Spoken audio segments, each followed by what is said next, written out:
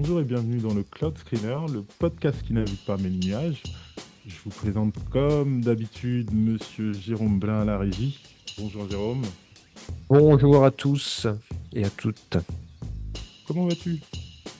Ça va super bien, j'ai fait mon petit sport, je suis prêt. J'ai démarré l'année 2024 sur les chapeaux de roue, je crois que c'est une expression qu'on utilise pas mal. Mm, Et puis voilà. Perfect, perfect. Et nous sommes aussi avec nos deux invités du jour. Bonjour Antoine, bonjour Philippe. Comment allez-vous? Bonjour Ça va, Anthony. bonjour à tous. Bonjour Anthony, bonjour Alors, Ouais, Jérôme. ça va très bien.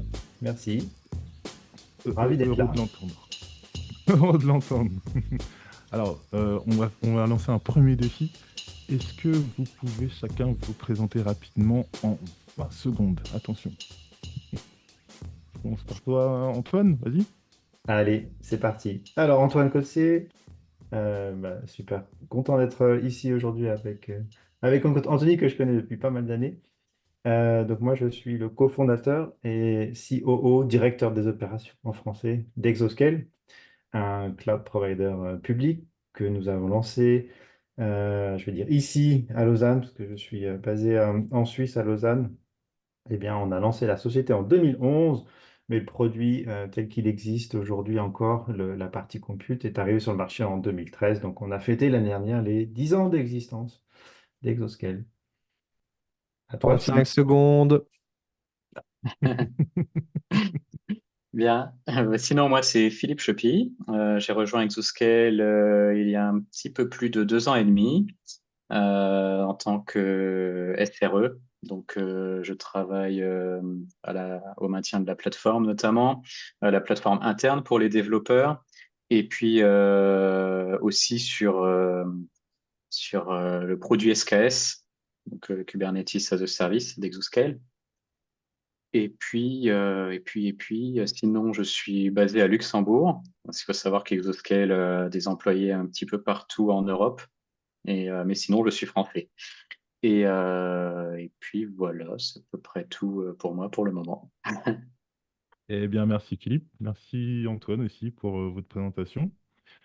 Euh, pour en venir au Cloud Screener, vous l'avez compris, aujourd'hui, je vais vous présenter un cloud provider européen et suisse. Mais pour vous donner l'introduction, comme d'habitude, je vais introduire le mot hyperscale.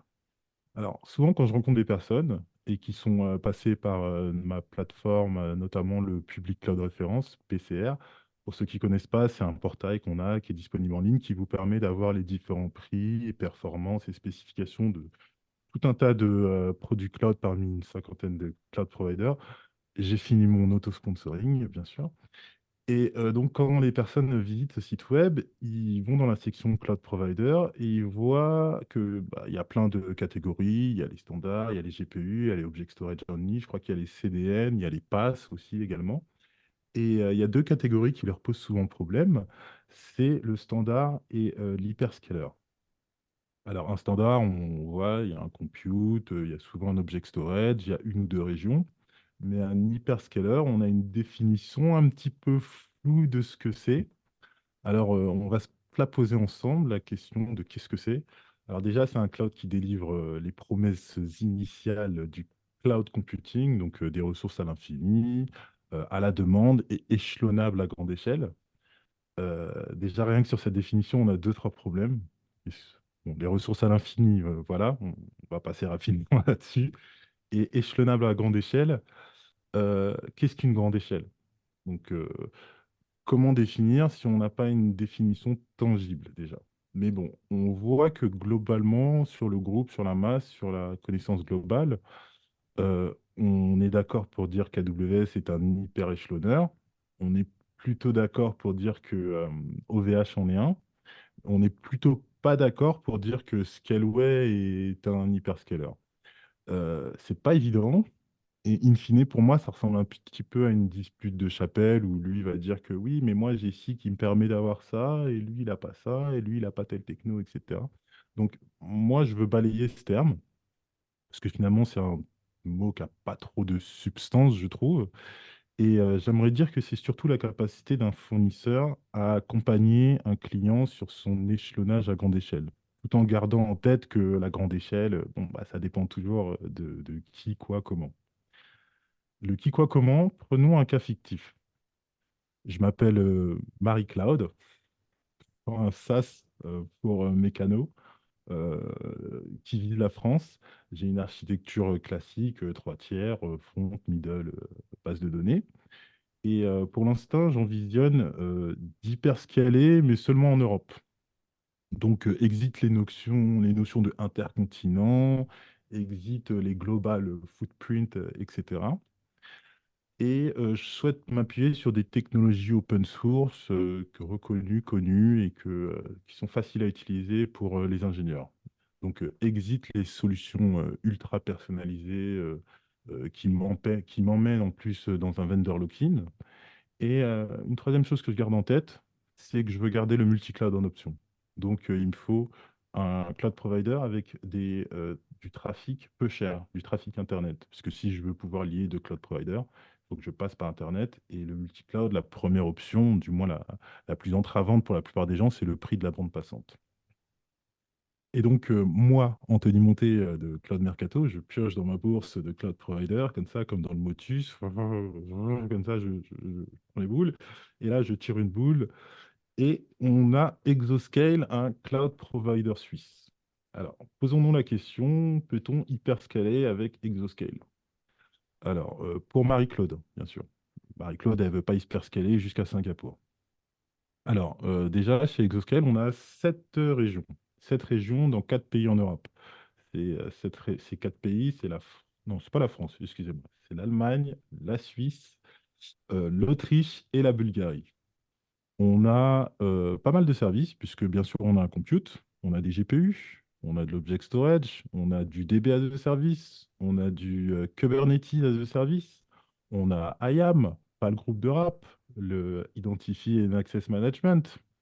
Et bien sûr, on est assuré avec diverses spécifications, les ISO 27001, le FINMA pour la finance suisse et européenne. On a bien sûr du PCI DSS pour le paiement en ligne, et plus, et plus, et plus, et plus encore. Donc, dans le cas de Marie Cloud, Exoscale semble être un acteur pertinent. Le Gotha me dira que j'abuse, que ce n'est pas un hyperscaler, mais Marie Cloud, elle correspond à peut-être 80% des usages. Donc, qu'on soit hyper, méga ou Cyan niveau 3 scaler, en fait, Exoscale correspond à mon usage. Et c'est pour ça qu'aujourd'hui, je voulais vous présenter Exoscale, a Solid European Cloud Hosting Alternative, comme ils décrivent même sur leur site internet. Et rebonjour donc à Antoine et à Philippe. On a tout un tas de questions aujourd'hui à vous poser sur le cloud, sur Exoscale, sur qui vous êtes, sur où est-ce que vous voulez aller sur le marché, etc. Et bonjour messieurs. Bonjour et merci Anthony pour la description de nos services parce qu'elle est super complète. J'aurais rien rajouté. Il te manque peut-être que on a du DNS aussi et puis le CDN. Bref, des petits accessoires pour que ça fonctionne. C'est vrai que nous, en tant que acteurs du cloud, en fait, quand on nous demande de nous positionner, on se définit comme étant dans la classe des. On parle de tiers. Il y a les tier 1, un peu comme le monde de l'Internet, les tier 1 providers, les tier 2, les tier 3. Et Exoscale, on se positionne aujourd'hui comme un des acteurs tier 2 européens. Donc ça veut dire que la région, c'est l'Europe, nous ne sommes pas globaux, nous n'avons pas de footprint en Asie, en Amérique, tout du moins pas encore. Et puis, on se définit voilà, comme ayant un set de produits qui, c'est juste la base, quoi. Les 20% du scope qui, selon nous, font encore 80% du revenu chez AWS, hein, par exemple, l'inventeur du cloud computing. Et on se différencie, tous les tiers tout ont à peu près le même set de produits. On regarde nos petits copains de Scaleway, de DigitalOcean, Upcloud, on est vraiment très proche sur le portefeuille. Et la grosse différence avec les hyperscalers, au-delà de la taille et de la région, ça va être qu'ils ont des services qui vont être encore beaucoup plus hauts, puis souvent très captifs. Donc, une gateway de paiement ou des services sur la data que nous, à notre échelle, on n'a ni l'expertise ni l'envergure pour sortir ça. Donc c'est vraiment la grosse différence de positionnement. Ok, très bien. Ouais, c'est vrai que moi, je vois surtout ça. Je crache pas du tout sur les hyperscalers en disant que ils ont des produits de très haut niveau qui servent à rien. C'est pas du tout ça l'idée. L'idée, c'est qu'ils ont des très bons produits avec une expertise très forte qui correspondent pas à tous les usages parce que forcément, on est sur du haut niveau. Donc, ça s'adresse pas à tout le spectre de consommateurs. Et surtout, on est toujours à l'ère de la VM aujourd'hui. Qu'on en Bien sûr. dise, on est toujours à l'ère de la VM. Donc, on peut avoir un service de haut niveau. La plupart des gens ont assimilé la VM et le bar métal comme une commodité et continuent de l'utiliser en tant que tel, quoi. Je rajouterais que ces hyperscalers, souvent, ils sont leurs propres clients. Par exemple, pour nous, tu parlais de GPU, on fait du GPU à la demande. C'est facile, c'est de l'infrastructure. Euh, Par contre, eux sont allés beaucoup plus loin. Ils font de l'encodage vidéo à la demande depuis très longtemps. Je ne vais même pas aller dans les hypes, parce que là, c'est encore plus flagrant. Mais pourquoi? Parce que tous ces acteurs, que ce soit Google, Amazon, ils ont des besoins propres d'encodage vidéo parce qu'ils ont des plateformes de streaming, etc. Donc, ils ont pu faire ça pour eux, puis ils ont fait un produit. Dans ce métier, on aime bien le dogfooding, hein, et là, Mm. Philippe pourra nous en parler plus. C'est vraiment un leitmotiv chez nous où tout ce qu'on propose à the service, on en est, nous, les premiers consommateurs. Exoscale tourne sur Exoscale. Et ça, c'est très vrai chez tous les cloud providers. Donc, tout ce qu'ils font, ils l'utilisent d'une façon ou d'une autre. Nous, aujourd'hui, faire de la vidéo ou faire du speech recognition, on n'a ni le dataset et puis ni le use case client. Donc, ça, c'est la grosse différence, tier 1, tier 2. D'accord. Et quelque chose qui me passait en tête, la Suisse, c'est la Suisse, au milieu de l'Europe, sans être dans l'Union européenne. Et concrètement, au niveau business, pour vous, qu'est-ce que ça change? Est-ce que, je sais que par exemple, la Suisse fait partie plus ou moins de l'espace Schengen, mais au niveau business, pour vous, vis-à-vis des autres pays d'Europe, est-ce que c'est un frein? Est-ce que c'est un non-frein? Est-ce que c'est un avantage? Qu'est-ce que ça vous apporte quand on voit toutes les législations qui sont sorties en ce moment? Est-ce qu'elles s'appliquent aussi à la Suisse? Est-ce que la Suisse fait un, entre guillemets, copier-coller pour être ISO avec l'Europe? Comment ça se passe pour un acteur suisse, en fait? Ah, une très bonne question, parce que nous, on se définit vraiment comme européens, européens au sens géographique. On essaye d'allier un petit peu le meilleur des demandes. Il se passe plusieurs choses. Il y a effectivement des ratios d'adéquation entre la Suisse et l'Europe. Donc beaucoup de législations européennes qui retrouvent leur pendant euh, en Suisse. Il y a des accords commerciaux. On va très certainement parler aujourd'hui de la data et privacy. Ça fonctionne très bien. La Suisse est dans la liste des pays sûrs. Il y a des accords commerciaux. Bref, c'est une nécessité à la fois parce qu'on est entouré complètement et puis parce que les partenaires commerciaux de la Suisse sont l'Europe, à une grande partie. Donc, voilà, on est vraiment soit suisse, soit européen au besoin en fonction de là où est le client. Et jusqu'à présent, ça nous a plutôt servi que desservi. Euh, Oui, tout à fait. Neutralité. Ouais, exact, la neutralité de la Suisse sort toujours. Mais c'est vrai que quand on regarde un peu où sont situés vos data centers et vos bureaux, euh, depuis toujours, il y a une vocation européenne. Être en Autriche, je sais que la Suisse a trois parties. Moi, je suis français, donc je ne sais pas exactement comment fonctionnent les cantons, etc. Mais je sais que la Suisse a une partie germanophone, francophone et même italophone, si je me rappelle bien. Mais vous avez un data center en Autriche depuis toujours. Vous gérez un data center en Autriche, vous avez un autre, un autre en Allemagne et un autre en Suisse. Ça fait même, je crois, 4 ans que vous avez celui qui est en Bulgarie. Donc, ouais, il y a cette vocation suisse, européenne plutôt, qui est assez marquée chez Exoscale. C'est quelque chose qu'on on voit de loin, sans même que vous ayez besoin de le dire, je pense, en fait. Bah, très bien, c'est le but. C'est aussi, voilà, ce métier impose une certaine taille de marché pour commencer à être efficace. Donc, très tôt, on a vu que notre marché domestique ne serait pas suffisant. Et même sans ça, en fait, on s'est aperçu, c'était juste après les événements Snowden, hein, on pensait GDPR n'existait pas en Europe, mais ce qu'on appelait le- la, la LDP, la loi sur la protection des données suisse, était bien plus forte que le reste de l'Europe. Donc on pensait qu'on allait pouvoir capter tout un business européen, puisque bah, techniquement la latence entre nos data centers, un Genève, Paris ou Bruxelles, ça se passe très très bien. On est sur une poignée de millisecondes. Faut pas oublier voilà, que Genève, c'est la naissance de l'Internet. Les premiers root serveurs DNS sont nés là-bas. Oui. Donc on était voilà, plutôt bien connectés, faible latence, etc. Et une législation très compatible pour la protection des données. Et puis on a commencé à faire le tour de beaucoup de conférences développeurs, etc. Donc on avait tout de suite un bon match sur le produit. On était à Berlin sur une conférence ou à Amsterdam, les gens nous disaient, ah mais c'est super, ça va vite, on veut Exoscale, c'est bien. Quand est-ce que vous l'avez à Francfort ou quand est-ce que vous l'avez à Amsterdam? Ah! Et donc là, c'était la réalisation qu'il fallait qu'on bouge un cloud européen central ne fonctionnerait pas.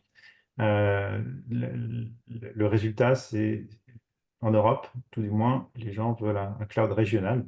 Donc, c'est ce qu'on a commencé à bâtir très tôt, à vouloir, voilà, sur notre marché, et on a un footprint qui est la région DACH, donc Allemagne, Dutch, Autriche, Suisse, donc d'aller sur chacun de ces pays avec une stratégie minimum de zones pour que sur un de ces pays-là, ben, un client qui veut déployer une application complexe puisse le faire de façon complètement souveraine sur deux zones enfin, géographiquement très distinctes et avoir sa haute disponibilité et toutes les garanties qu'il peut attendre d'un cloud provider sérieux. Voilà D'accord. l'histoire.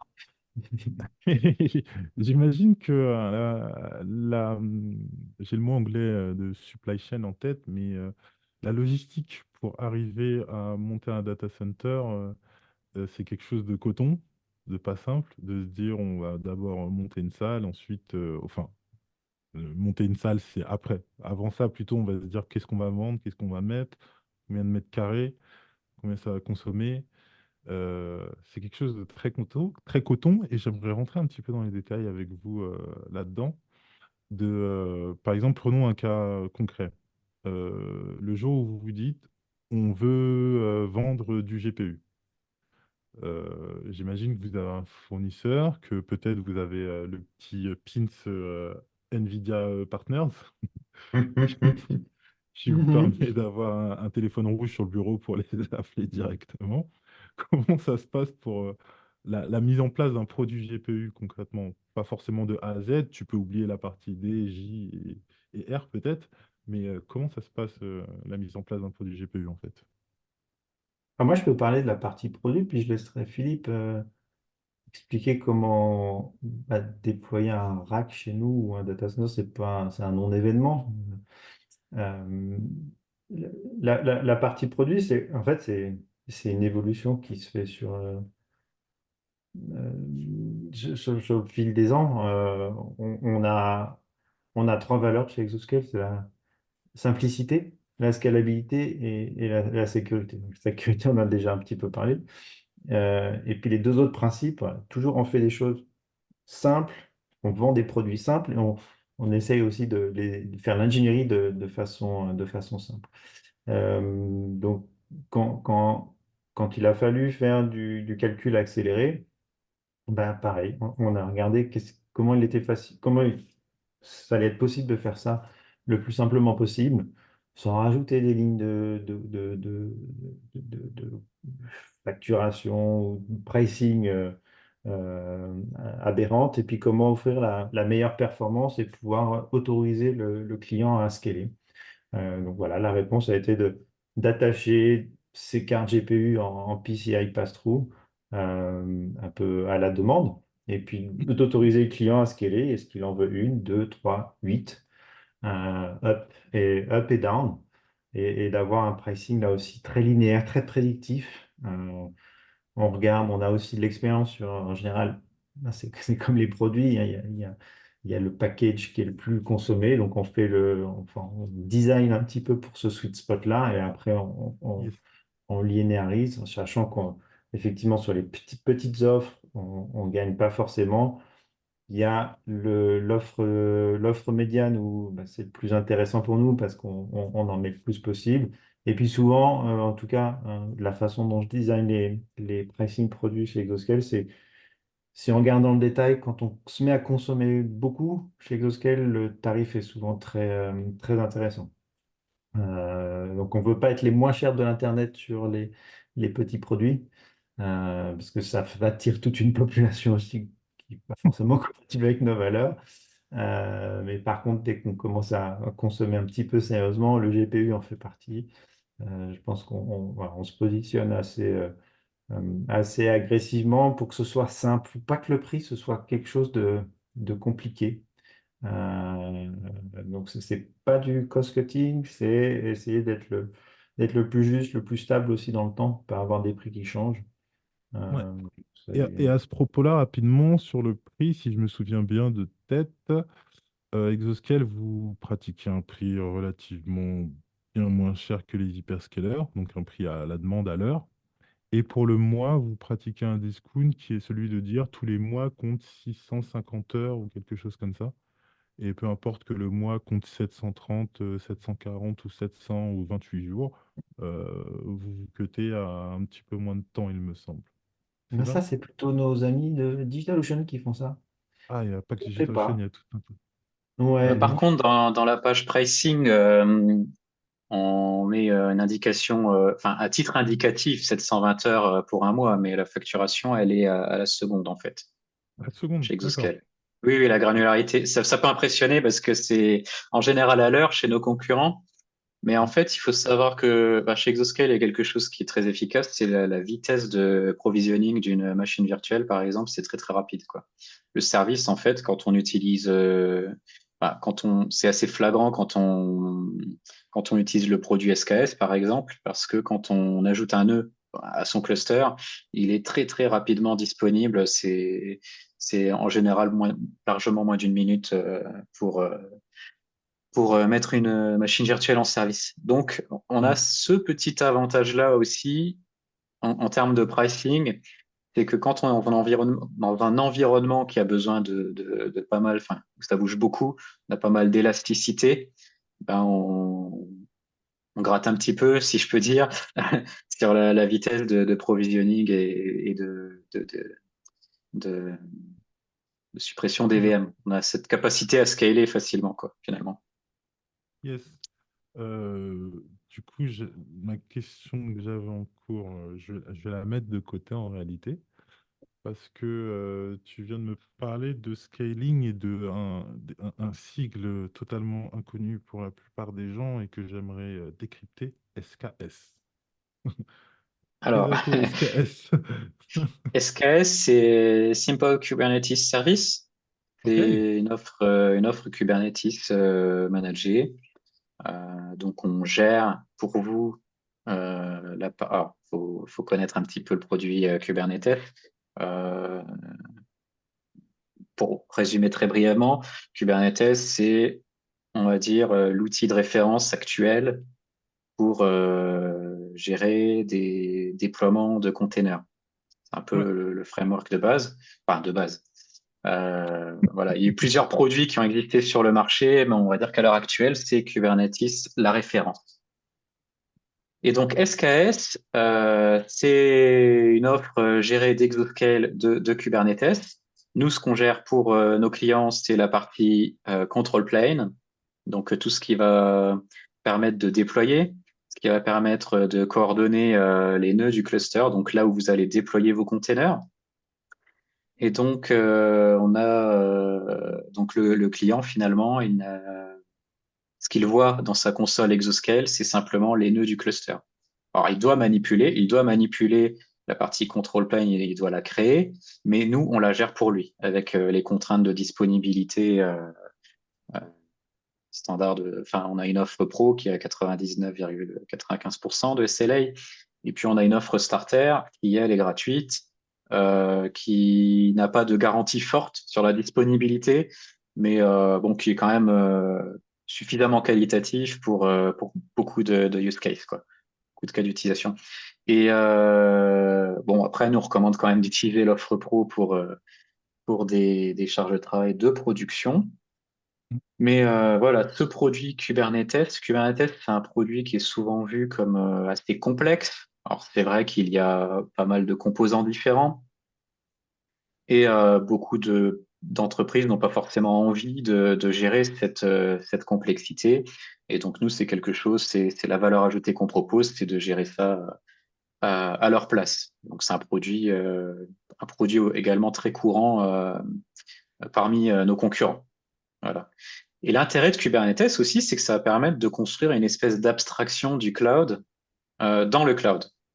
Mhm. Donc, c'est un mini cloud dans le cloud, quoi, si je peux dire. Et donc, ça permet aussi, enfin, il y a tout un tas d'avantages. On va pas en parler pendant le podcast, va durer des heures sinon. Mais ça permet aussi une certaine uniformité dans les environnements. Donc, vous pouvez très bien avoir un environnement de test même sur votre laptop, bon, même si je recommande pas forcément, parce que ça consomme des ressources, mais vous pouvez avoir des environnements de test avec des contraintes de disponibilité moindres. Vous pourrez déployer la même chose dans SKS que dans n'importe quel autre cluster Kubernetes dès le moment qu'il est conforme au benchmark de la CNCF. Enfin, il y a un set d'API Yep. minimum à respecter, quoi. Voilà. Que vous respectez, bien entendu. Oui, oui, de toute façon, pour fournir une distribution de Kubernetes conforme à ce que la CNCF attend, il y a toute une batterie de tests. Et à chaque fois qu'il y a une nouvelle version mineure de Kubernetes qui sort, que nous, on intègre dans SKS, si on veut garder le petit logo Certified Kubernetes Distribution, je crois. Je ne sais plus le terme exact. On est en tout Conformance. cas ouais, voilà. On est obligé de repasser le test. Bah là, c'est la 1.29. On n'a pas encore, qui va pas tarder à arriver chez Exoscale, qui doit repasser toute cette batterie de tests, qui est très complète, hein. Il y a vraiment beaucoup, beaucoup de tests dedans. Et donc, on est sûr qu'on a les mêmes features que dans les autres distributions Kubernetes. Ouais. Petit détail, tu me parlais du starter et du pro. Quand tu me dis gratuit dans le startup, tu me parles des notes de management. Le control plane, ouais. D'accord. La partie contrôle du cluster. Et les nœuds sont facturés comme des instances Exoscale Classique. classique de la même taille avec enfin, si vous prenez les mêmes instances de la même taille avec le même espace disque, c'est le même prix, quoi. D'accord. Donc ça rejoint aussi ce que disait Antoine tout à l'heure sur la simplicité, enfin, la prédictibilité des tarifs. Enfin, il y a vraiment pas de surprise chez nous de ce côté-là, quoi, parce que c'est très bien documenté aussi. Page pricing, il y a Clairement. absolument aucune surprise, quoi. Mm. Clairement. Et pour essayer de faire la transition donc, de Kubernetes à l'instanciation d'instances, euh, vous, par exemple, si je suis un client quelconque, cette fois-ci, c'est Jean Cloud, DSI d'une boîte XY faisant partie du CAC 100, on va dire, autre groupement qui n'existe pas, mais c'est pas grave. Et j'ai besoin d'une puissance de calcul, disons, je sais pas, 200 machines de X CPU, Y RAM. Chez Hyperscaler, je m'inscris sur le site et je prends mes VM, ou ce serait mieux de trouver un commercial et de vous appeler? Non, vous pouvez. Alors, ce qui va se passer, comme chez les hyperscalers, on s'enregistre sur Exoscale. euh, et par défaut, on va avoir des limites qui protègent le compte Ouais. d'abus d'erreurs de configuration aussi. Donc, il va falloir aller, si par défaut, on va avoir une limite qui est à 20 instances, par exemple, simultanées. Donc, il va falloir aller monter ces limites, mais ça se fait tout ça se fait en self-service pour pouvoir avoir ce quota qui soit à 200. Mais vous pouvez faire tout à fait, tout ça peut se faire sans parler à quiconque. C'est vraiment aussi le respect de la partie cloud de la chose, Cloud. quoi. Ouais, ouais, ouais. Après, Mais on peut venir nous parler, bien sûr. Nos commerciaux seront ravis. oui, mais justement, moi, j'ai envie de réduire mon budget. Du coup, je voudrais un interlocuteur chez Exoscale pour Oui. pouvoir discuter. Vous savez, peut-être que l'année prochaine, je peux prendre 100 VM en plus. Et en plus, j'ai des Alors, clients qui c'est vont m'amener de l'argent et faire ça et faire ci. C'est là où je vais Est-ce que pouvoir je... répondre à la question de tout à l'heure où tu disais comment on faisait la partie discount sur le prix. Donc chez nous, il y a un seul prix, c'est le prix à l'heure, mais on mesure vraiment la seconde. D'accord? Donc Ouais. même si on consomme moins d'une heure, il n'y a pas un minimum de 5 minutes, il n'y a rien. C'est le temps exact. Et puis, on a des clients qui se mettent à consommer beaucoup, puis qui après veulent chercher un prix. Donc là, nous, on n'aime pas les reserved instances, on n'aime pas les spot instances, on n'aime pas tout ça parce que tout ça, ça tue la flexibilité du cloud.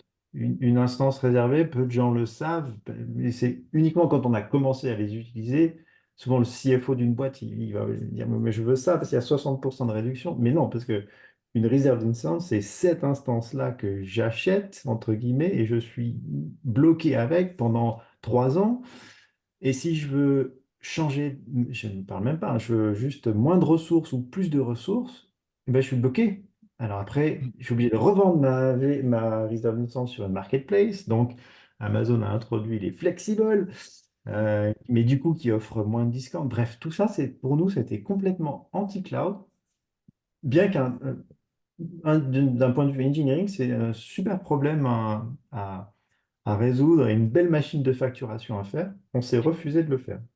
Et on a introduit quelque chose d'autre. Non, mais je ne rigole pas, on a des opinions assez fortes. Et on a introduit quelque chose d'autre qui existent un peu partout maintenant aussi, mais qui sont des commitments de volume où on va plutôt regarder l'enveloppe totale, mais sans la fixer sur un service. Et on va avoir un client qui me dit, ah bah, moi, si je m'engage à dépenser pour 3 000 € de ressources par mois pendant la prochaine année qui vient, est-ce que ça m'autorise un niveau de discount? Et donc là, oui, on entre en matière et on va pouvoir mettre en place, discuter d'une réduction. Mais sans regarder la zone sur laquelle ça tourne, le produit qui est consommé, le client peut toujours, il n'a pas besoin de dire à ses ingénieurs faut utiliser que telle instance réservée ou telle génération. Il fait son utilisation, il est élastique, mais il bénéficie parce que oui, il consomme plus et puis il fait un vœu de fidélisation un peu. C'est ce qui se passe dans les faits. Mais enfin, on- c'est ce Il qu'on, c'est n'y ce a, qu'on, pas de catalogue public directement de 3 years, de upfront partial, upfront spot, etc. non. Vous dites, OK, on va regarder ton projet, il a atteint tel palier, ça se négocie et en fonction de ce qui va être consommé. Mais vous n'êtes pas du tout dans la déclinaison de billing option pour un single, oui, pour un unique produit. Exact. Vraiment, vous regardez le projet entièrement. C'est intéressant. Je ne voyais pas les choses comme ça, mais ouais, c'est intéressant. Alors, et puis même les paliers de commit sont publics, les discounts aussi. J'ai pas, voilà. C'est simple. Ok, ok, du coup, ça me fait remettre en question ma base de données de prix où il faut que Ouais, je mette cette c'est intelligence. difficile, ouais. Par rapport aux autres, ça va être difficilement comparable. Parce qu'il faudrait, si tu veux regarder contre une réserve instance contre nous, il faudrait faire ouais, une réserve instance contre je sais pas, notre plus haut niveau de discount avec l'engagement. Difficile. Parce que c'est pas la même métrique. C'est pas juste une instance, c'est le volume total. Tout à fait. Monsieur Blin, est-ce que vous avez une question? J'ai des questions. Perfect. Je vais en profiter qu'on ait un fondateur ou cofondateur d'un provider cloud pour poser des questions type. Alors, l'autre fois, on faisait des questions journal de Mickey. Là, je vais plutôt faire une question de type Paris Match, LinkedIn. On va dire un mix des deux. C'est-à-dire que, donc là, ça fait. J'ai regardé vite fait hein, sur la page LinkedIn d'Antoine. Donc, 2011, fondation d'Exoscale. Comment on arrive à fonder un cloud? Qu'est-ce qui s'est passé? Comment ça se passe? Euh, D'où l'idée a germé? Oula, là, ça va être, ça va être carrément ouais, une rétrospective sur mon parcours. Alors déjà, c'est pas le premier cloud public. C'est peut-être ça, la base. Je vais pas refaire tout mon parcours, mais Oui, bien sûr. avant Exoscale, en fait, j'avais rejoint une plus petite société qui était à Paris, qui était un acteur dans les telcos. Je les avais rejoints pour développer l'offre IT. Donc, on a commencé 2006-2007, plateforme FTP, plateforme mail, des choses comme ça. Et cette société-là, elle avait un attrait particulier, c'est elle était très forte sur un vertical, un métier particulier, c'était celui de la presse et les médias. Donc, ils avaient justement Paris Match, je ne sais pas si on peut le dire, oui, certainement, il y a prescription. Mais tout ça, c'était des clients, les galas, les Voici, les Énergie, bref, les radios, les Radio France, tout ça. Donc, on faisait le réseau pour eux. Et de plus en plus, on commençait à faire des services IT, héberger des sites web, hein, Facebook, on est par là, hein, de 2007, Ouais, 2009. ouais. Première page, on passait de pages statiques à des pages dynamiques, à des gens des, des animateurs radio qui se disent, ah, ben, je balance un truc sur mon site web, allez voir mon site web, il faut que le site web se mette à jour dynamiquement. Et donc, nous, au lieu de mettre en place, mettre à disposition en tant qu'hébergeur une plateforme FTP pour que les gens viennent déposer des fichiers, ça ne fonctionnait plus. On avait des teams de développeurs qui grossissaient jusqu'à avoir 50 devs qui voulaient tous mettre à jour du méchant PHP en même temps, qui avançait pas vite du tout. Donc la première idée, de construire une plateforme mutualisée d'hébergement pour ces gens-là, ce qu'on a fait. Donc j'ai construit un premier cloud public vraiment à destination de ces métiers, de ces clients. On a hébergé ouais, des sites à fort trafic de radio, de télé, de presse. Et puis cette société s'est fait racheter par le groupe SPI. Donc c'est devenu moins fun tout d'un coup. Et puis là, j'ai rencontré des investisseurs sur Lausanne qui avaient une société de services dans l'informatique qui voulaient faire quelque chose sur le cloud. On était au tout début, hein, Hmm. ça arrivait en Europe. Ils avaient les moyens, ils avaient une première expertise et on a commencé comme ça avec Pierre-Yves Richards, qui était le cofondateur et CTO de l'époque. On a monté une petite équipe. Pendant très longtemps, nous n'avons été que quatre pour construire ce cloud suisse au début et puis européen. Est-ce que ça a été plus dur que prévu ou est-ce que ça s'est fait? Parce que généralement, quand on revoit l'histoire d'une entreprise, la construction d'une entreprise dans le temps, là, en plus, ça fait 12 ans. Donc en tech, ça commence à dater hein, quand même. Hein. On a tendance à voir le truc du jour au lendemain sur une feuille de papier, on lit le truc, alors qu'en fait, ça se fait peut-être parfois en longueur, avec des phases en dents de scie. Mais est-ce qu'il y a eu au début, c'était beaucoup plus dur que ce que tu as pu imaginer, ou est-ce que ça s'est fait vraiment tranquille? Non, pas tranquille. On a fait tous les hauts et bas d'une start-up, donc Ouais. plusieurs tours d'investissement, ouais, parfois des fins de mois difficiles. Euh, oui, alors, regardez rétrospectivement, je, je pense là où on n'a jamais changé, c'est les valeurs du début, et puis c'est des opinions fortes qu'on a gardées encore aujourd'hui. Ouais. Mais par contre, je me rends compte que maintenant, et puis c'est vrai, sur beaucoup de domaines tech, il faut du temps. Donc c'est vraiment depuis 4 5 ans une accélération folle. Mais il a fallu résister tout ce temps-là, particulièrement dans ce vertical métier où, pour être provider, il faut toujours paraître plus gros que ce qu'on est. Alors, on fait un peu la banque pour nos clients. Donc il y a toujours une histoire de stabilité. Est-ce que vous allez être là demain? Est-ce que vous êtes assez solide Il faut rassurer. pour confier mes clés? Voilà. Et donc c'est un petit peu le travers de ce métier. Et puis où on a à chaque fois, on nous demande, mais vous êtes combien chez Exoscale? Et puis, on était fiers de dire que nous étions peu pour faire tout ça, mais aussi, ça crée ça crée Ça réduit le lien, ouais. de l'inquiétude. Donc, voilà, euh, c'est intéressant.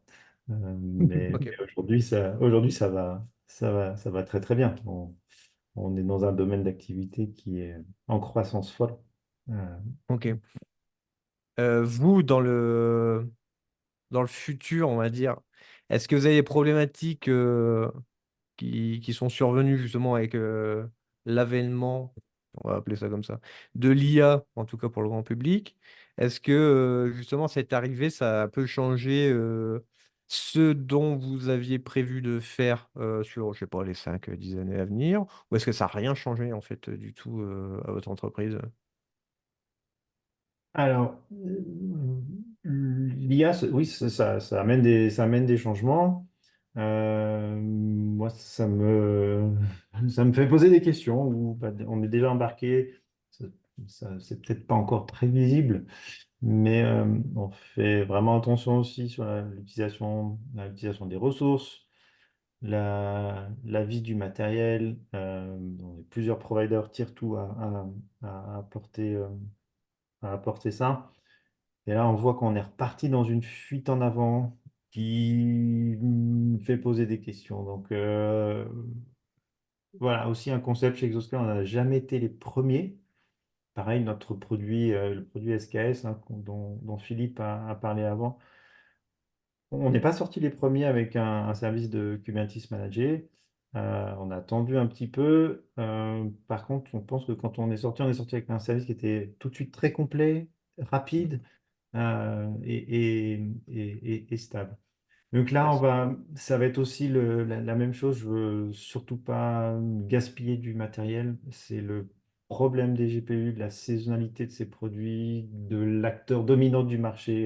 Donc, vous parlez d'un PINS Nvidia, qui est un fournisseur avec lequel c'est très compliqué et qui crée un phénomène de mode, hein, faut se le dire, sur lequel voilà, on prend une attitude très européenne, très suisse aussi, voir ce qui se fait, et puis uniquement quand on sera sûr de lancer des services qu'on va vouloir pérennes. Cool. Alors du coup, vous voulez garder cette dimension, et c'est pas un gros mot, hein, locale ou européenne, en tout cas, enfin à l'échelle mondiale, on va dire locale, mais sinon européenne, c'est vraiment, vous ancrez là-dedans pour le futur à rester européen quoi qu'il arrive? ou s'il y a des opportunités de devenir international de type AWS, GCP ou Azure, ce serait quelque chose qui serait envisageable. Alors, on ne s'interdit pas de regarder en dehors de nos Ouais, frontières, les frontières de l'Europe. Par contre, on fait très attention à la toxicité. ouais, Euh, donc, il y a des endroits sur cette planète dans lesquels nous n'irons pas, même s'ils sont commercialement, c'est une hérésie de ne pas y aller. On pense par exemple aux États-Unis où ne pas avoir un data center là-bas, on aurait pu le faire 10 fois. L'entreprise serait 10 fois plus grosse.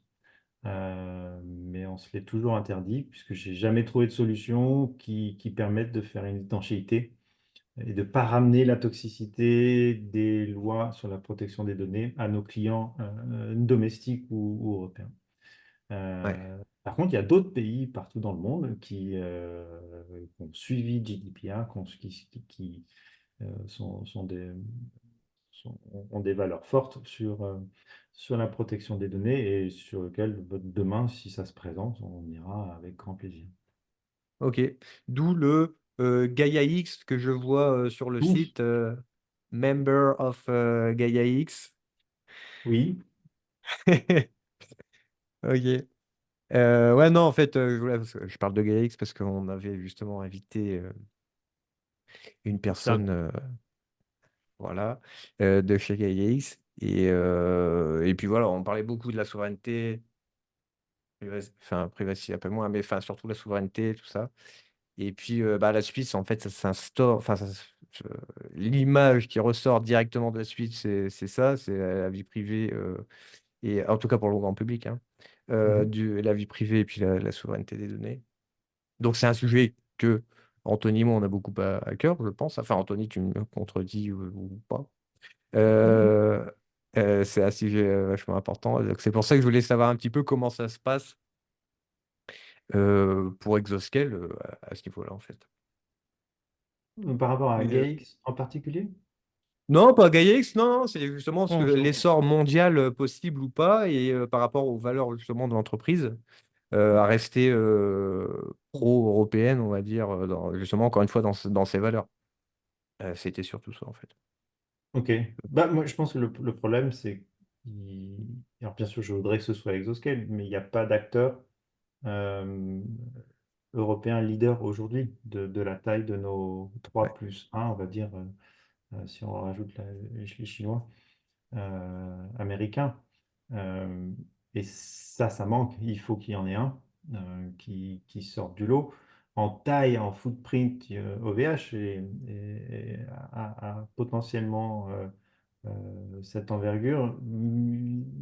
Ils ont par contre bah, les défauts de leurs origines. Donc c'est compliqué. C'est compliqué. Je fais souvent un parallèle avec le monde de l'automobile. Tout le monde ne conduit pas une Ford. On doit avoir on a le choix Ouais.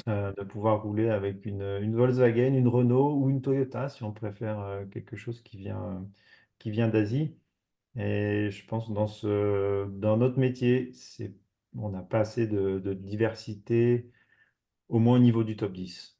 Donc il faut absolument qu'un ou deux acteurs prennent une position suffisante en Europe.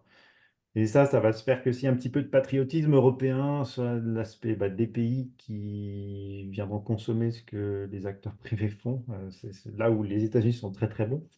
Les États-Unis, Amazon, Microsoft ont bénéficié d'énormes contrats des gouvernements, de la défense notamment, hein, ce qui leur a permis de prendre de l'échelle et de lancer leur ingénierie à ce qu'on connaît aujourd'hui, ce qui n'a pas encore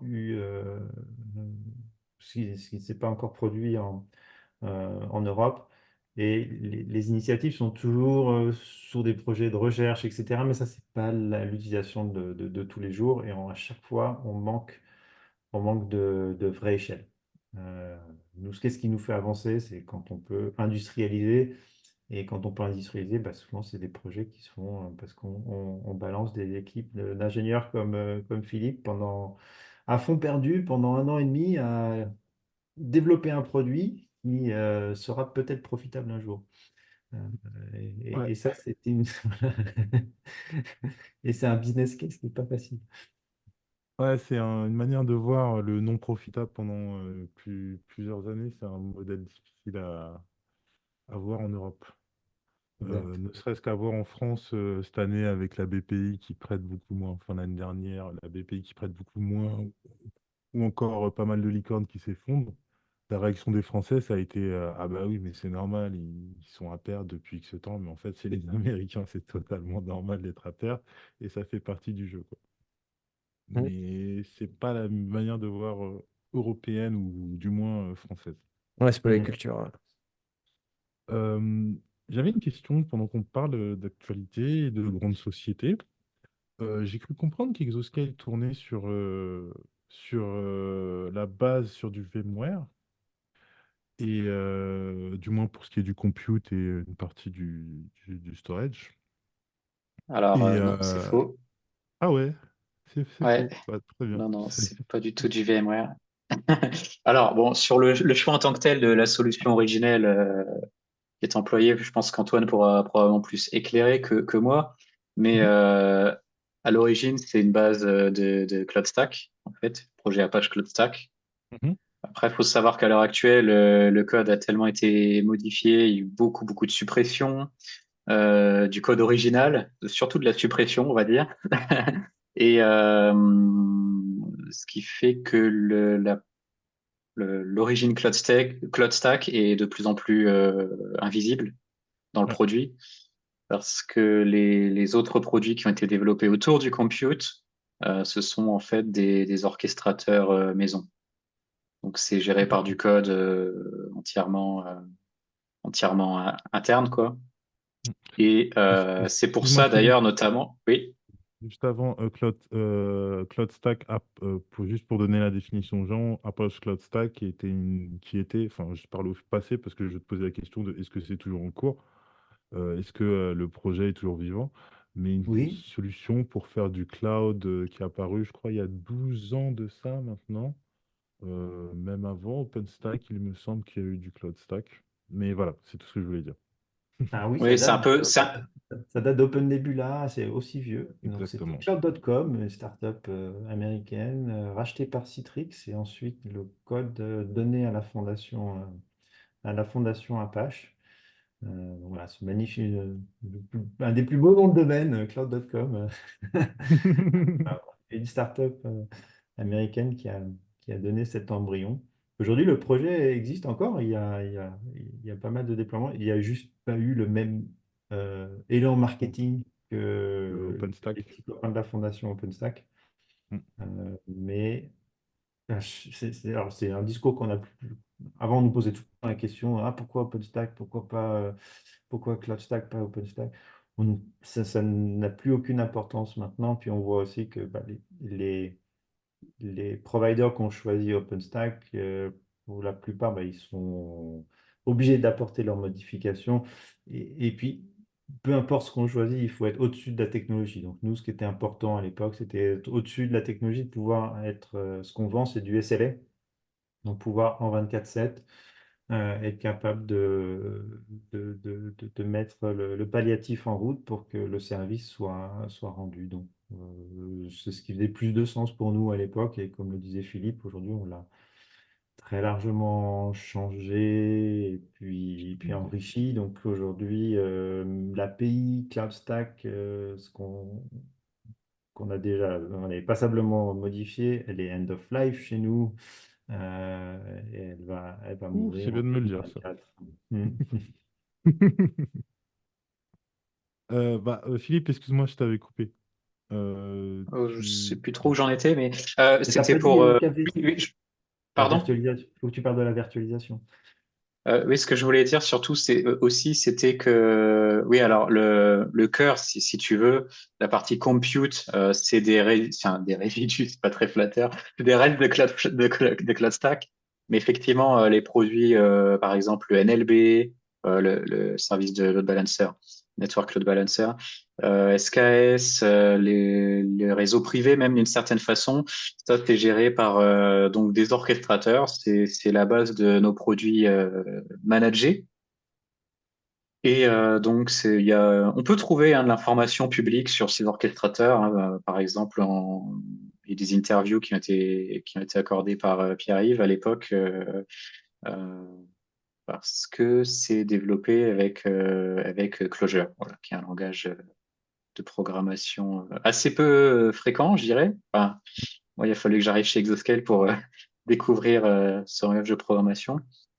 Et donc, effectivement, au final, CloudStack, même a vocation de disparaître, bon, on ne sait pas quand, mais les derniers restes disparaîtront un jour, très certainement. Et c'est cet embryon de Cloud Stack qui vous permet de booter donc les VM rapidement, comme vous nous disiez tout à l'heure. Non, c'est vraiment la façon dont on gère les hyperviseurs et la partie agent dessus et le fait que euh, voilà, ça boot très rapidement. On utilise là, pas de secret, hein, c'est du KVM hein, sur une base plutôt Debian Ubuntu. Et tout ça, ça boot sur le réseau, donc c'est complètement stateless. Non, je voulais te demander ça parce que moi, je sais que, enfin, je boot pas mal de VM vu que je fais des benchmarks. J'en boot chez vraiment beaucoup de cloud providers, de beaucoup de Mhm. types, dans beaucoup de régions, etc. Et une VM qui boot vite, c'est pas forcément quelque chose de commun, en fait. Oui, oui. Euh, Entre le moment où on clique sur le bouton et le moment où on a le 0.0 de timestamp de Linux, on peut facilement avoir des 45 secondes jusqu'à des 1 minute 30 pour certains cloud providers. Et là, on est juste au début du boot du kernel. Mm. Donc, c'est chapeau pour avoir des VM qui bootent vite. Et je le sais parce que je boot aussi des VM chez Exoscale. Et on demande une VM et paf, on a l'IP et paf, on a le SSH et on peut aller dessus. Donc, chapeau là-dessus. Mais en me disant que vous n'aviez pas de VMware, en fait, vous m'avez cassé mon fil rouge parce Hmm. que je voulais parler du licensing VMware qui a changé il n'y a pas si longtemps que ça. Ah, pour le coup, on Ah, n'est on pas du tout pourrait. impacté. Oui. Tout à fait. Et en fait, je me dis, là, j'avais une question pour moi qui était en suspens, qui est celle que, bah, pour donner le contexte, VMware proposait une licence perpétuelle, qui est celle de dire, bah, vous payez VMware un jour et vous pouvez l'utiliser ad vitam aeternam. Et VMware s'est fait racheter il y a, je sais plus trop combien de temps, 6 mois, un an, quelque chose comme ça, par Broadcom, il me semble. Et Broadcom donc a changé ses licences perpétuelles en disant que bon bah si vous prenez pour les nouveaux clients qui veulent des licences perpétuelles, bah ce n'est plus perpétuel gratuit jusqu'à la fin de votre vie. Et en fait, moi je pensais aux cloud providers qui donc ont acheté des licences VMware pour monter leur cloud derrière. Pour leur DC existant, ils n'ont pas de problème, mais s'ils veulent ouvrir un nouveau DC, bah, va falloir qu'ils payent une licence VMware tous les mois ou tous les trimestres. Je sais pas comment ça se passe à VMware pour faire fonctionner. Et bah, vous m'avez coupé mon truc parce que j'avais ma question choc de comment Exoscale va faire pour ouvrir un nouveau DC, mais vous n'utilisez pas VMware. Pas de licence, non plus. Mais c'est. Aucune licence. Du On coup, ne je vais pourrait passer. pas, en fait. Je veux dire, il y a, Ouais. même d'un point de vue structure de prix, je ne vois pas comment ce serait possible. Mm, Pour tout à fait. opérer au prix qu'on a aujourd'hui, ça ne rentrerait pas. Ah bah ça me fait penser à une autre question que j'avais, qui est on fait comment pour être moins cher que les hyperscalers? On fait comment? J'ai pas entendu le milieu de On la fait comment pour phrase. être moins cher que les hyperscalers? Ah, Euh, pour être moins cher que les hyperscalers. Bah, déjà, on fait plus simple, déjà, première chose. On a eu l'avantage d'arriver plus tard sur le marché, donc on n'a pas, on a moins de passifs. Et on a Maintenir. ouais, on a pu bah, aussi bénéficier de leurs premières erreurs. Donc tout de suite, on est arrivé sur un peu un sweet spot de la taille d'un hyperviseur, de sa performance. de ce qu'on peut mettre électriquement dans un rack. On a un catalogue plus restreint, donc du coup aussi, hein, ça aide. Quand on veut faire beaucoup, bah, il faut beaucoup de types de machines qu'il faut. Et c'est autant de parcs qu'il faut avoir en parallèle et puis du coup les amortir. Tous ne sont pas forcément profitables en même temps. Mm. Donc chez OC, c'est depuis très récemment finalement qu'on commence à élargir le catalogue. Voilà, c'est un choix. Le choix de la simplicité amène, amène aussi le fait que ça nous coûte moins cher, donc on peut faire un prix, un prix plus intéressant.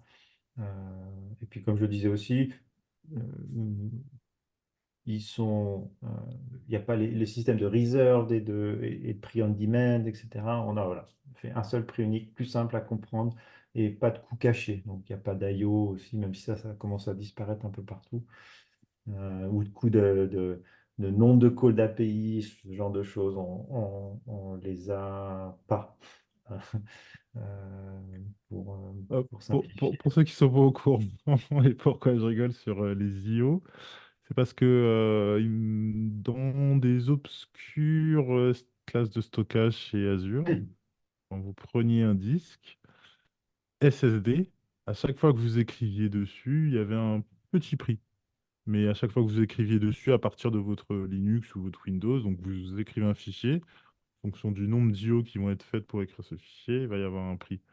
Et à l'époque, ça s'expliquait parce que les anciens SSD se dégradaient relativement rapidement quand on écrivait dessus. Donc Azure et d'autres, en gros, avec ce prix, disaient ne défoncez pas nos SSD, s'il vous plaît, en mettant un prix. Mais de nos jours, avec les technologies comme Trim, etc., qui sont arrivées sur les SSD, ça n'a plus de sens. Et c'est encore pratiqué dans certains endroits. Et du coup, moi, ça me faisait bien rire parce que facturer à l'IO quand certains clients demandent des 3 millions d'IO par seconde, ça lasse. Enfin, voilà. Et puis c'est totalement imprévisible. Personne ne sait les gens savent nous dire combien de RAM ils vont avoir besoin ou d'espace de stockage, mais jamais on pense à combien d'écritures je vais faire ou combien de requêtes je vais faire sur mon Object Store ou sur mon DNS. C'est quasiment impossible à simuler Exactement. et comprendre ces coûts-là. Donc on ne les met pas du tout. Exactement. Dans le genre moins cher, on parlait surtout de VM là en ce moment. On peut étendre ça au DB as a service où, in fine, ce sont des VM managés par vous avec un bloc storage managé par Mhm. vous, etc. Bien sûr, le Kubernetes qui ne fait qu'utiliser ça. Mais on a d'autres services comme l'Object Storage. Tu me disais là à l'instant que vous ne facturez pas la requête. Mais dans l'Object Storage, il y a bien sûr le storage, il y a le trafic et il y a les requêtes. Les requêtes sont non gratuites. Le storage, à un moment donné, quand vous stockez, il faut payer. C'est normal. Mais je sais aussi que le trafic est moins cher chez vous que chez pas mal de gros acteurs du marché. Et ça, apparemment, c'est un choix commercial que vous avez fait, où vous vous êtes dit, on n'a pas besoin de s'engraisser autant ou de prendre autant de marge, ou vous avez des bons deals avec vos fournisseurs de télécom, ou comment on fait pour être encore moins cher sur cette facette-là? Alors, dès le début, notre choix, c'était d'être at cost, entre guillemets, hein, d'être c'est, c'est- on n'apporte pas de valeur sur cette partie-là. Là, c'est du transport. Nous, notre valeur, elle est sur la scalabilité, sur l'automatisation, le fait que les VM, elles aillent vite et que le stockage, il soit disponible et fiable. Hmm. D'accord. Donc, c'est là-dessus qu'on peut mettre un prix. Le fait que la donnée arrive et reparte de chez nous, c'est une commodité. Donc, nous, la politique de pricing, c'était bah, bien sûr, si la donnée arrive, bah, c'est pour venir la stocker. Donc, ça va déclencher une charge chez nous. On va pas facturer ici, bien sûr. Tous les usages qui vont être internes Exoscale, mais pas seulement limités à la zone. C'est-à-dire que si tout le trafic interzone, peu importe, donc ça, on ne facture pas du tout, jamais. Et on fait juste entre guillemets, la taxe sur le trafic sortant. mais de façon proportionnelle à ce que nous sommes facturés par les tier 1 quand ça doit sortir par là. Et c'est plus sur des notions de... euh, faut que ça fasse mal à celui qui a un usage qui est abusif, et c'est tout. Mais pour la plupart de nos clients qui sont dans une utilisation classique, et là par exemple sur le compute, il y a quelque chose de très simple, mais pas. Avec chaque VM, il y a un volume qui est offert, qui est inclus par mois, ça fait à peu près un téra. Mais Mm. c'est pas pour cette VM-là.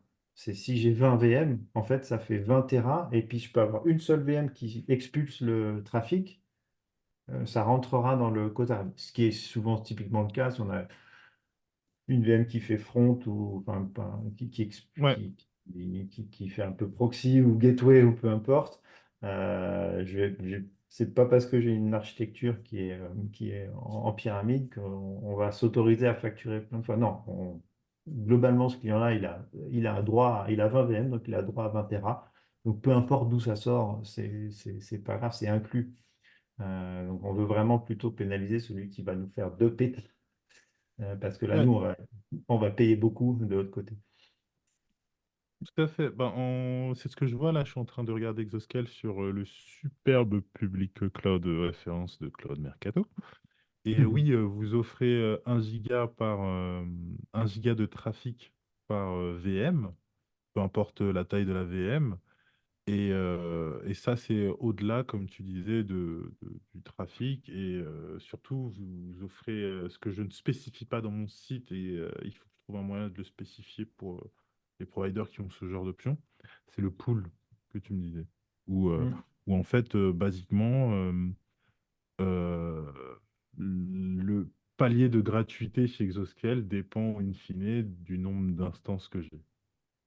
C'est ça, sur Donc, le compute, oui, exactement. on en revient à l'idée que tu avais tout à l'heure de vous décompter le projet entier pour estimer la chose. Là, en fait, dans le projet, si le gars a 8 VM, bah oui, c'est logique qu'il puisse envoyer ses 8 Tera sans se poser de questions. S'il a qu'une VM, C'est c'est ça. logique qu'il puisse en envoyer que 2. Ça scale tout seul, mécaniquement. Et on a une minorité de clients qui reçoivent du coup une facture pour du trafic sortant. C'est l'exception. C'est-à-dire que normalement, ce ratio, il est fait que pour un usage normal, normalement, il n'y a jamais de charge de trafic. C'est pas un centre de profit. Donc c'est vraiment du fair use, on va dire comme ça. Donc cette politique et le prix plutôt raisonnablement bas affiché. Certains le mettent gratuit, mais là aussi, enfin, après, vous mettre plein de restrictions sur on lit les petites lignes, ben, on ne peut plus rien faire, donc c'est pas le but. On a quand même des gens qui expulsent de la vidéo, etc. Et donc là, c'est normal. Donc avec ce ratio aujourd'hui, ça se passe bien. Si on doit l'augmenter dans les années à venir, on le fera très certainement en fonction de comment évoluent les vitesses de réseau et les usages clients. Voilà, c'était le Ouais. concept derrière, qui est difficile à écrire sur une page publique de pricing web. Et une question qui me passait par la tête tout à l'heure, c'était Exoscale, vous gérez les décès, les salles, quelle est votre granularité d'implication dans une infra quelconque que vous possédez? Quand vous me dites j'ai une région en Autriche, par Hmm. exemple, vous avez juste la salle ou vous gérez le bâtiment, ou vous louez chez Equinix ou chez un autre? Alors, nous, notre métier, c'est l'infrastructure. Donc, on commence à partir, euh, euh, on, on- on achète les mètres carrés sécurisés, électrifiés à nos fournisseurs. Equinix en fait partie, mais c'est même pas seulement. On utilise aussi les data centers de notre maison mère, du groupe. Et ensuite, on va être propriétaire et venir prendre monter le stack complet qui va au-dessus. Ce sont deux métiers différents. Celui du real estate, enfin du business immobilier qui est Ouais. d'occuper d'acheter un hangar et d'en faire un data center avec un business plan sur 20 ans, et puis d'acheter des serveurs avec un business plan qui est beaucoup plus court. Nous, on se concentre sur cette partie-là. Là aussi, c'est une question d'échelle. Euh, Oui, Au bout d'un moment, on devient tellement gros que ça fait sens d'avoir ces mètres carrés et d'être un acteur immobilier. Mais ça, c'est vraiment plus un jeu financier et une diversification. Mais même les très gros aujourd'hui, hein, Amazon n'est pas propriétaire de ces data centers, loin de là. tout Euh, à fait. c'est deux choses différentes. Mais donc, si je comprends bien, quoi qu'il arrive, vous avez quand même accès ou vous pouvez quand même gérer votre consommation, la température de vos serveurs, de vos salles. Basiquement, si demain, et peut-être que c'est quelque chose que vous avez dans les cartons, vous devez faire un dashboard CO2, Watt ou je ne sais quoi, c'est quelque chose que vous pourriez faire. Question très actuelle et qu'on fait déjà. Et puis là, je suis assez content de pouvoir parler de ce sujet. On vient de lancer justement avec un petit collectif d'autres sociétés un projet qui s'appelle Cloud Access, cloudaccess.org. Vous pouvez aller voir le Ok. site et qui est un calculateur en open source qui permet de faire de calculer l'empreinte environnementale du cloud. Donc on utilise une technique assez novatrice qui permet de faire le LCA as code, donc d'exprimer en fait le cycle de vie d'un serveur et puis de son utilisation comme du code. Donc comme un manifeste Terraform permet de provisionner de l'infrastructure ou un manifeste en YAML permet de démarrer un- une application sur Kubernetes. Donc ça maintenant, ça commence à exister pour calculer l'impact environnemental ce qui était nécessaire, puisque le cloud, c'est quelque chose de compliqué. Il faut beaucoup de choses. Il y a beaucoup de systèmes distribués pour produire une VM, un conteneur ou une database une PostgreSQL. Donc, on a modélisé ça et on est en train de travailler avec plusieurs acteurs de- du cloud, plusieurs autres providers compétiteurs, hein, mais Hmm. pour tous utiliser la même méthodologie pour que Nice. là, en Europe, on soit derrière les régulations qui sont en train d'être déployées. Je pense notamment à la CSRD qui arrive et qui sera en vigueur l'année prochaine. Être en avance, être transparent et avoir un front unifié face au bullshit qui peut exister en dehors de nos frontières. Un Très bien. sujet qui me tient très à cœur. Tu me disais cloudaccess.com, c'est ça? .org. .org, exact, yes. Ok. Il y a Euh, sur GitHub également. Euh, et donc là, nous, on utilise ça aujourd'hui et bientôt, là, nos clients pourront avoir avec leur facture donc l'impact environnemental complet, mais pas juste le CO2, hein. On est capable d'extraire les paramètres sur plus de 15 facteurs environnementaux. Donc, on ne va pas tous les donner parce que tous ne font pas sens, mais il y a 5 grands. euh, euh, Quand on utilise de l'IT, peu importe, hein, que ce soit mon smartphone ou quoi que ce soit, mais il y a 5 grandes métriques qui ont de l'impact direct au-delà du carbone. Et donc ça va figurer sur la facture. Et puis aussi, on va le donner en avance de phase sur le pricing pour dire, si moi, en tant que client, je suis client en Allemagne et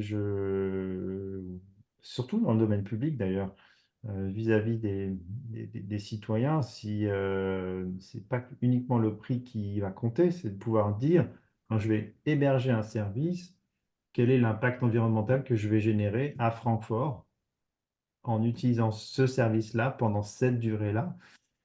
Il ne peut pas être nul. Il ne sera jamais nul malgré ce que peuvent dire certains acteurs qui mettent en avant une neutralité carbone globale. Oui, certes, mais il y a quand même de la pollution qui a été faite à Francfort parce qu'on sait qu'à Francfort, c'est l'électricité, malheureusement, surtout en hiver, produite avec de l'énergie fossile. Et puis les serveurs, il a quand même fallu les construire, les acheminer là-bas, ce qui représente encore une grosse majorité de l'impact. Donc pouvoir être transparent et être local et donner toutes les composantes de l'impact environnemental. C'est le chemin sur lequel on s'est lancé et sur lequel l'Europe réagit très très bien. Moi, je suis très content qu'on puisse faire un front unifié sur ce domaine-là. Ok. Et du coup, j'imagine chez Exoscale, vous récupérez vos serveurs, vous leur donnez une deuxième vie dans un autre service ou dans une association, je ne sais quoi. Sujet compliqué. Oui, la deuxième vie, c'est déjà d'utiliser pour nous-mêmes. Ouais. Comme je disais, on dog food énormément. Donc, c'est euh, ce qu'on peut plus directement mettre en avant parce que c'est un CPU trop vieux ou quoi que ce soit. Ben, on va essayer de se le réserver pour nous, pour certains services support d'infrastructure qui n'ont pas besoin de la dernière performance. Et puis après arrive un moment où il faut se séparer du matériel. Donc là, oui, on essaie de trouver des chemins du brokering, mais du brokering responsable.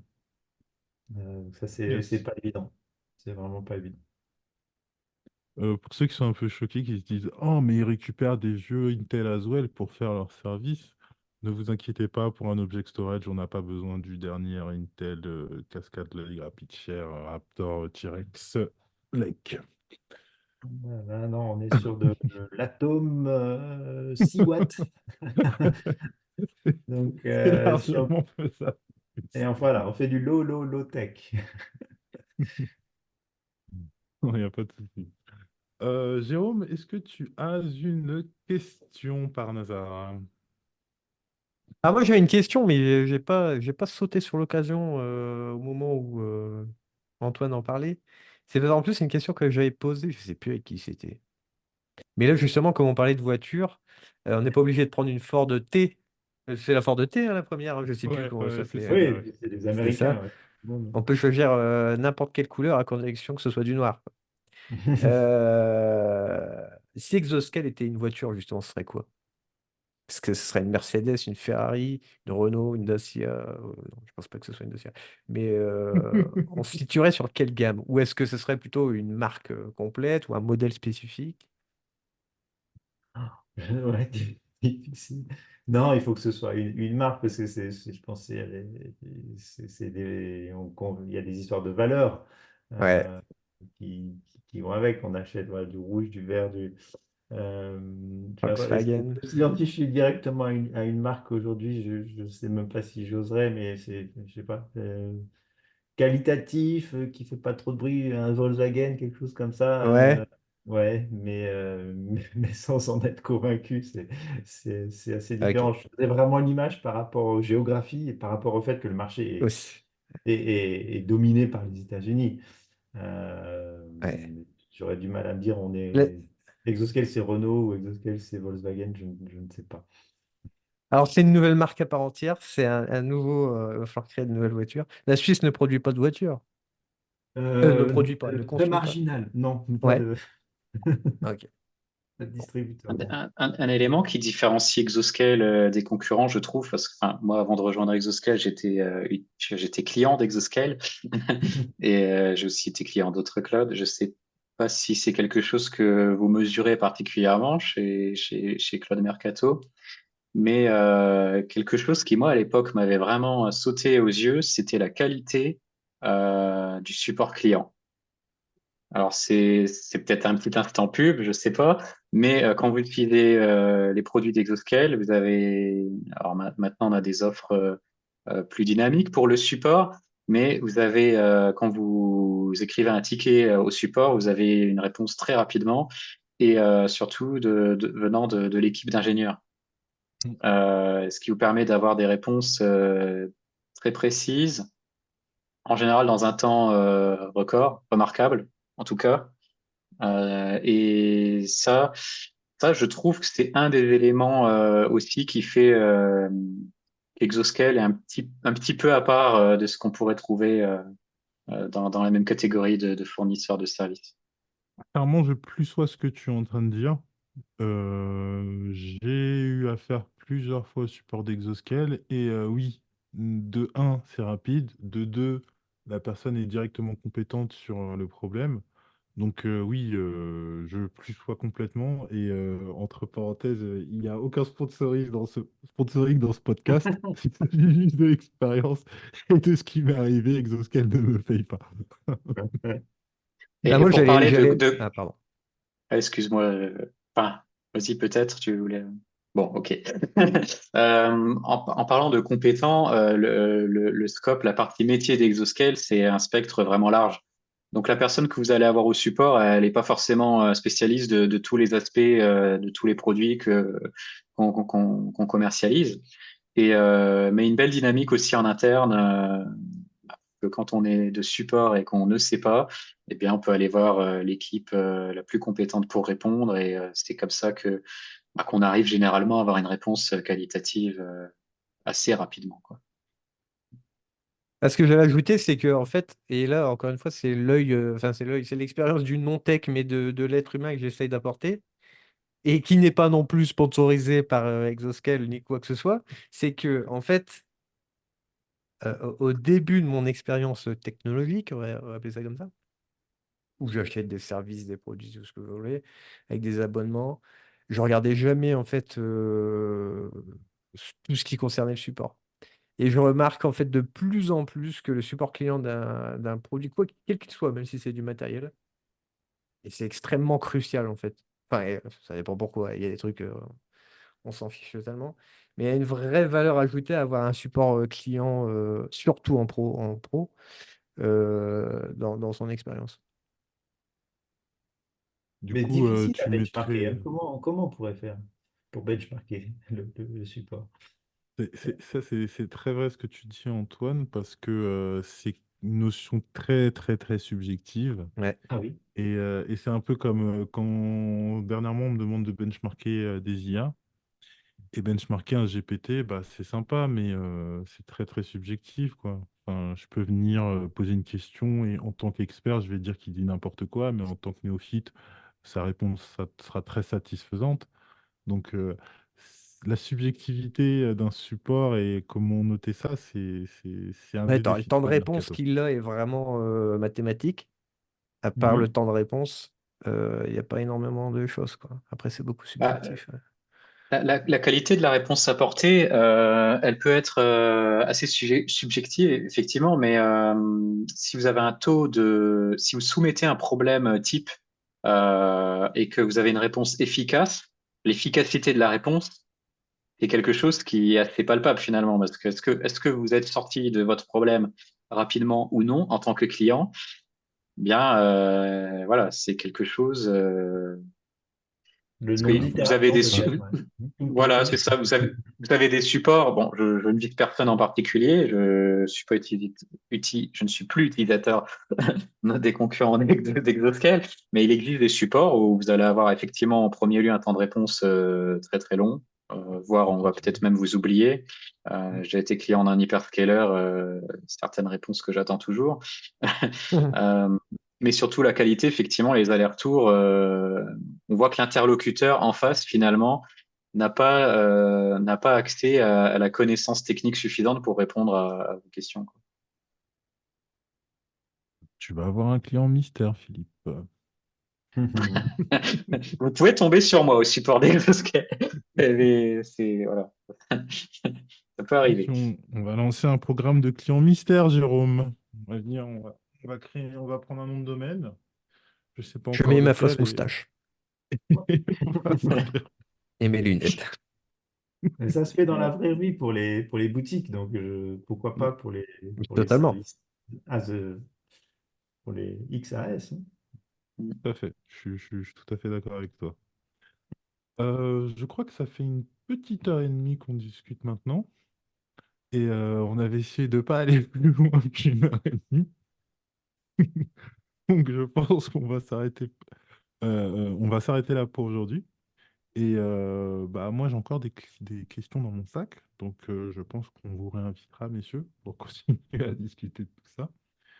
Et bah, si vous avez un mot de la fin, c'est maintenant. Je vous invite à dire tout ce que vous voulez sur Exoscale ou sur le monde du cloud ou sur vous-même, peut-être, si vous avez envie de parler de vous-même, je ne sais pas. On commence par toi, Antoine? Avec plaisir. Bah, déjà, merci de nous avoir invités aujourd'hui. Moi, je suis grand admirateur du boulot que vous faites et la quantité d'informations que vous ramenez sur la plateforme. J'espère que ça aide la communauté bah, qui est de l'autre côté, d'acheteurs. En tout cas, ce que j'en sais, c'est que c'est impartial et neutre. Donc, bah, ça, il faut vraiment continuer. Et puis, voilà, tous les sujets dont on a discuté aujourd'hui, c'est vraiment notre quotidien. Et je pense que voilà, la souveraineté, plus que jamais, hein, ça devient quelque chose qui est top of mind en 2024. Il y a les réglementations Nice 2. Euh, et puis pour une fois, la synergie avec l'impact climatique, peut-être il est bien timé et peut-être que là, l'Europe va pouvoir tirer son épingle du jeu face aux acteurs dominants du marché. En tout cas, c'est mon souhait personnel. Euh, on verra dans 2 ans où on en sera. Ouais, de mon côté, je n'ai pas spécialement de mot de la fin. Par contre, effectivement, je vous remercie également pour l'invitation. Ce sera toujours un plaisir aussi de discuter de la plateforme, bon, peut-être sur d'autres aspects. En tout cas, ouais, c'est toujours un plaisir de présenter ce qu'on fait. Bah, merci à toi, Philippe. Merci à toi, Antoine. Bah, moi, comme mot de la fin, j'aimerais vous rappeler bah, qui est notre invité du jour. Exoscale, un cloud provider suisse et européen. Si vous avez des besoins en compute, bah, chez eux, ce n'est qu'une commodité. Si vous voulez monter en niveau et orchestrer tout ça, ah bah, vous avez un Kubernetes as a service qui va vous permettre de mâcher 50% du travail, bien sûr. Vous avez les object storage, vous avez les DBS. Si vous avez besoin de sécurité, vous avez du multifacteur, vous avez du IAM, vous avez plein de choses. Donc, je vous invite à aller regarder, faire un tour sur leur site internet, regarder leurs services. Peut-être que ça peut vous intéresser. Bon, quoi qu'il arrive, pour Cloud Mercato, c'est une alternative qui vaut le coup, ne serait-ce que pour l'œil, mais aussi pour l'usage. Et bah voilà mon petit mot de la fin pour Exoscale. Sinon, bah n'hésitez pas à nous suivre un petit peu partout, sur LinkedIn, sur YouTube, sur Spotify, Google Podcast, je crois qu'ils sont morts, Jérôme. Donc il va falloir enlever ça dans nos liens parce que ils ont mis en end of life, ils vont le mettre dans leur cimetière. Je contacte le CEO tout de suite. Pas de souci, pas de souci. Ouais, je vous suis sur J'ai la un... plateforme avec la pomme et ça fonctionne bien. Très, Moi très aussi, bien. je suis resté, ça.